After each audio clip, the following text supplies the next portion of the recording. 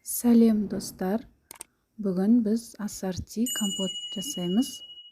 Ең алдымен видеоны соңына дейін көріп, лайк, комментарий жазып, каналға тіркеліп қойларыңызды сұраймын, және қоңыраушаны басуды ұмытпаймыз. Банкаларды, крышкаларын жақсылап стерилдеп аламыз бұға. Мен бақшадағы төгіліп пісіп жатқан жемістерді теріп, жуып тазалап, алмаларды турап, осылай 3 банкіге 1/3 бөлігін салып, кастрюльде қайнап тұрған суды банкіге толтырып құйдым.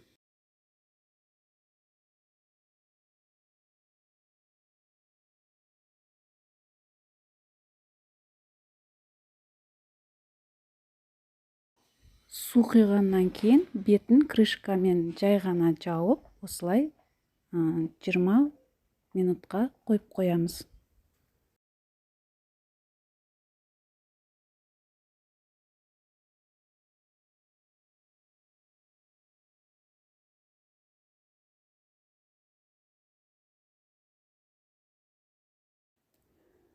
Мерный стаканчикке шекерімізді өлшеп салып, менде 2 литрліктер болғандықтан 2 литрге 250-200 грамм шекер салдым.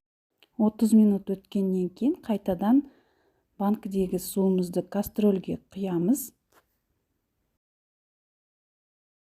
Өлшенген шекерді банкіге салып,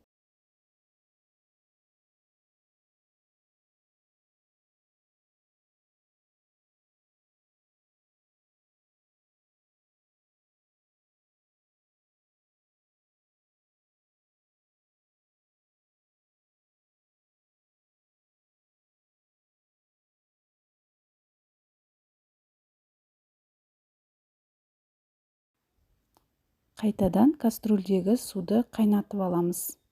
Қайнаған суды қайтып банкілерге құйып шығамыз.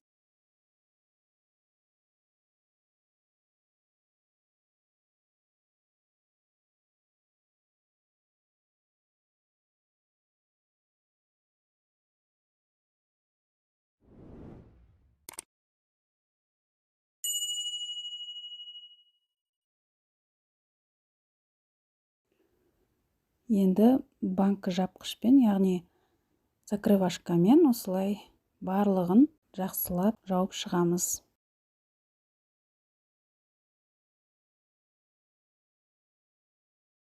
Жауып болғаннан кейін қараймыз. Жақсылап жаппасақ, атылып кетуі мүмкін.